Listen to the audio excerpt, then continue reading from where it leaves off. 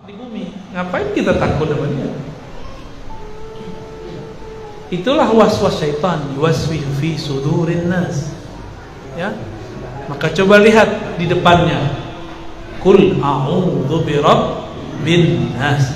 Katakan hai Muhammad, aku berlindung kepada Allah, Rabbnya manusia, penguasa manusia, Tuhan yang disembah manusia. Ta'awuz namanya. Apa arti ta'awuz? Memohon orang yang bisa berlindung, dia punya maqam la haula wala quwwata illa. Jadi kalau dia tidak menolakkan dirinya, dia tidak akan berlindung kepada Allah. Jadi la haula wala itu satu paket dengan a'udzu billah.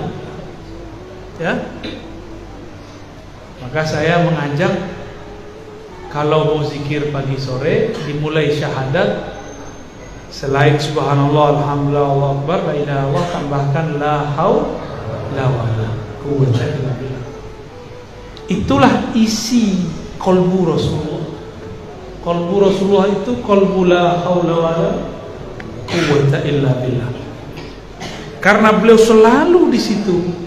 Ternyata beliaulah yang memegang kunci surga. Maka di kolbunya ada sir rahasia la haula wala, ada sir subhanallah, ada sir la ilaha illallah di kolbu Nabi. Kan taman surga. Jadi taman surga hakiki ada pada diri orang yang berzikir. Inilah sebabnya kenapa ahli zikir didatangi oleh orang-orang yang haus dengan persoalan surga.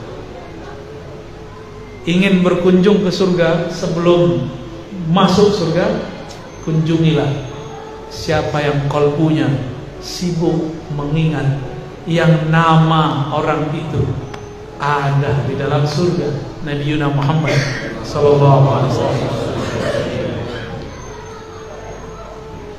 Dalam Israiliyat yang dinukil oleh Imam Asyuti, tapi Asyuti mendiamkannya, berarti beliau menganggap ini makna sahih. Dedaunan surga ruasnya bertuliskan Muhammad, bertuliskanmu, tapi ini bukan huruf hijaiyah biasa, ini huruf sana, huruf surga. Huruf itu banyak, ada ribuan huruf di alam sana. Di antara huruf itu yang diturunkan ke bumi ini, yang masih berhubungan dengan alam sana, itu cuma huruf hijaiyah. Berapa huruf hijaiyah? 28 itu huruf dari sana. Makanya Allah ketika turunkan Al-Quran, ada yang diturunkan ayat-ayat di sana. Jadi ayat ada yang turun ke bumi alam ini, bumi zahir, ada yang turun ke bumi alam lain. Namanya Jabarut. Alam Jabarut dan Malakut ada di Quran. Di sana tertulis alif, lam, mim. Itu ayat dari sana Pak diturunkan. Ya. Alif, lam, ra, kaf, ha, ya, ain, shad, tha, yasin. Itu dari sana. Oleh karena itu orang Arab tidak faham, apalagi kita yang bukan Arab. Itu huruf hijaiyah yang dipakai oleh orang Arab pun tak faham. Sampai datanglah Sayyidina Ali yang mengambil ilmu langsung dari kota ilmu. Beliau menjelaskan makna itu, diturunkan kepada Sayyidina Abdullah bin Abbas. Maka Sayyidina Ibn Abbas adalah imam dari kalangan sahabat yang mengerti rahasia-rahasia huruf. Dan itu semua ada di qalbu Nabi Muhammad sallallahu alaihi wasallam. Ya.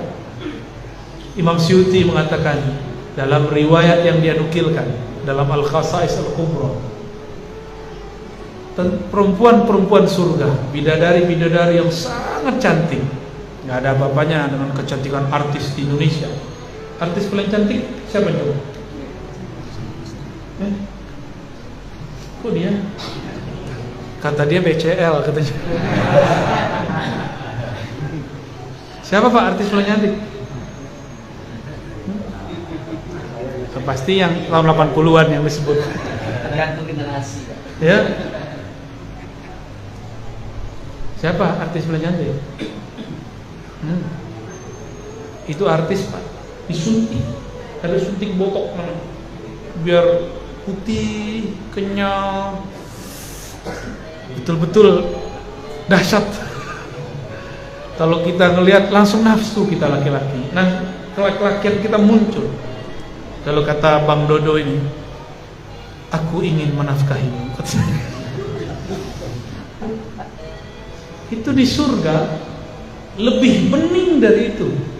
Bahkan urat-urat darah, pembuluh darahnya terlihat, saking bening orang itu.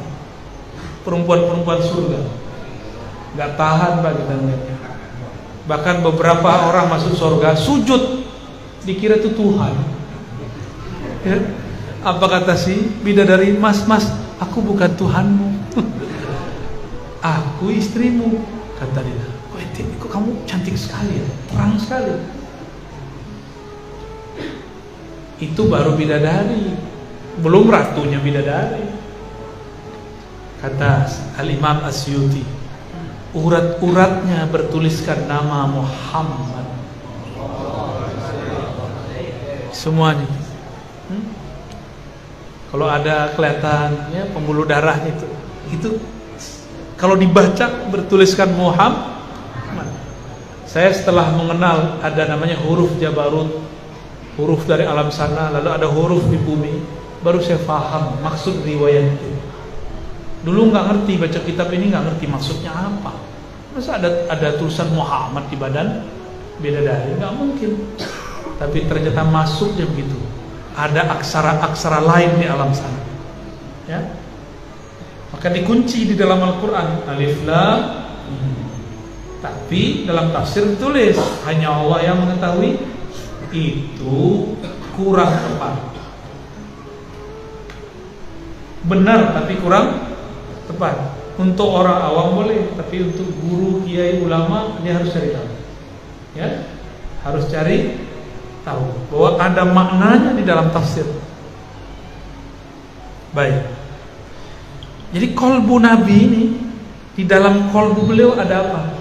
Ada hakikat la haula wala quwata illa billah. Inilah yang membuat beliau ini bergerak bukan dengan nafsunya.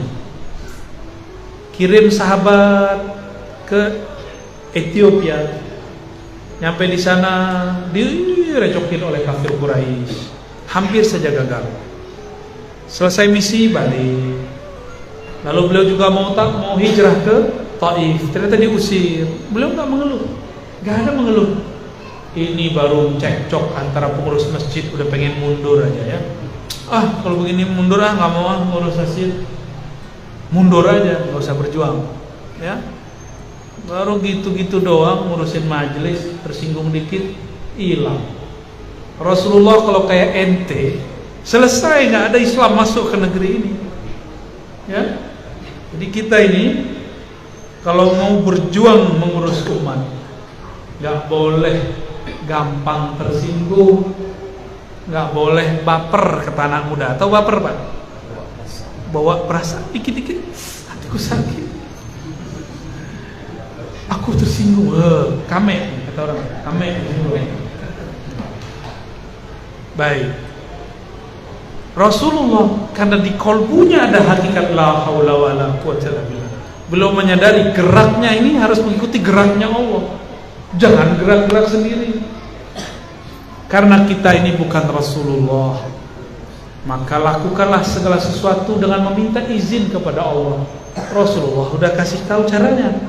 Itu yang disebut salat hajat, salat istikharah. Ya. Jadi mulai malam ini kalau ada kegiatan, ada acara, sholat hajat. Ada niat anak mau dimasukin sekolah, sholat hajat.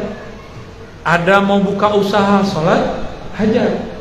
Mau nikah, sholat hajat, sholat istikharah. Jadi sholat istikharah dan hajat bukan hanya mau nikah, semua apa aja. Karena orang yang begitu di kolbunya ada hakikat la haula wala quwwata, baru sholat jadi senjata. Wasta'inu bis-sabri was-salat. Kalau minta tolong pakai dua senjata, sabar dan sholat. Itu senjata dua-duanya. Berarti Allah itu kalau ngasih senjata bukan senjata fisik, yang Allah kasih senjata ruhani. Ya. Suatu kali Nabi Muhammad SAW dimi'rajkan, diperjalankan naik ke langit ke-6 dan ke-7. Di langit ke-7 beliau melihat ada seorang nabi sudah sangat tua, bersandar tapi gagah, tetap tegak, bersandar di Ka'bah tapi warnanya putih. Dilihat wajahnya kok mirip wajah Rasulullah, bedanya lebih tua dari wajah Rasulullah Sallallahu Alaihi Wasallam.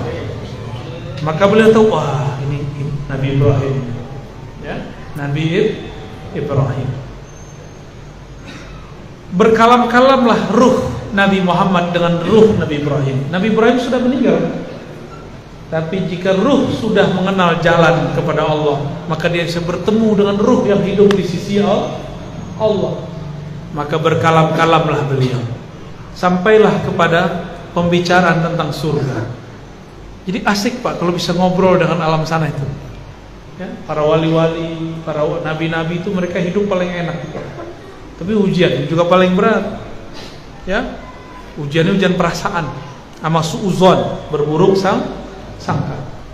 Sampailah pembicaraan mereka mengenai surga, bahan-bahan surga, tanah-tanah surga, pohon-pohon surga, rumah-rumah surga, semua tentang surga.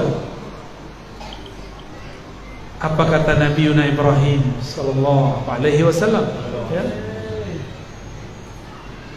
Wahai cucuku Muhammad, baligh ummataka minni assalam, sampaikan salamku kepada umatmu. Ini umat Nabi Muhammad kan? Umat Nabi Muhammad kan? Ya, antum dapat salam Nabi Ibrahim. Makanya kita baca Assalamualaikum ya Sayyidina Ibrahim. Dapat salam, baru balas ya. Udah lama loh. Jadi ruh bisa kirim salam. Ini di hadis-hadisnya sahih. Lalu beliau mengatakan, sampaikan kepada umatmu bahwa sorga itu subur, sorga itu bagus, sorga itu luas. Cuma belum ada rumahnya, belum ada pohonnya, belum ada kebunnya. Terus gimana? Perintahkan umatmu untuk menanamnya sedari masih hidup. Gimana caranya? Perbanyaklah baca zikrullah, subhanallah, alhamdulillah, la ilaha illallah, Allahu akbar. Nih, Nabi Ibrahim ngomong begitu. Kalau di hadis lain, ya, man bana masjidan banallahu lahu baitan fil jannah. Yang membangun masjid maka Allah bangunkan rumah di surga. Ini bukan rumah di sini loh Pak ya, rumah di surga. Satu kali malaikat Jibril membawa Nabi Muhammad mutar-mutar di surga. Udah lelah seharian, Jibril turun. Apa kata Jibril? Hei Muhammad, tahu nggak kamu? Itu surga punya siapa barusan? Itu komplek luar rumah Abu Bakar, baru kebunnya. Kalau masuk ke taman dalamnya, rumahnya Abu Bakar As-Siddiq radhiyallahu ta'ala anhu. Jadi nanti tinggal di surga, itu rumah kita kayak istana gede-gede. Kalau masuk surga, amin. Ya. Sekarang banyak panitia surga soalnya. Dikit-dikit ngancem orang, ya. Dikit-dikit bilang saya saksi nanti di akhirat ente zolim, saya saksi di akhirat ente jahil. Itu yang banyak, message saya banyak begitu. Ya kita balesin yang sempat dibalesin. Emang ente masih sempat bersaksi? Ngurus saja diri sendiri. Di dunia aja nggak bisa ngurus diri sendiri. Ya. Aneh bersaksi, apapun nanti di akhirat kita akan siapkan jawabannya. Tafaulan dengan apa yang dikatakan oleh Imam Bukhari. Kata Imam Bukhari, tidaklah aku melakukan sesuatu kecuali aku siapkan dalilnya di hadapan Allah, hujahnya di hadapan Allah Subhanahu wa ta'ala. Udah begitu belum? Apa yang kita lakukan hari ini udah disiapkan belum jalannya? Hujahnya. Kalau taat hujahnya apa, kalau maksiat hujahnya apa? Harus ada semua. Ya. Kita punya anak, punya murid, punya salah. Kalau dia punya hujah, kita maafkan, benar enggak? Apa arti hujah? Alasan yang tepat. Udah punya alasan belum? Belum ya?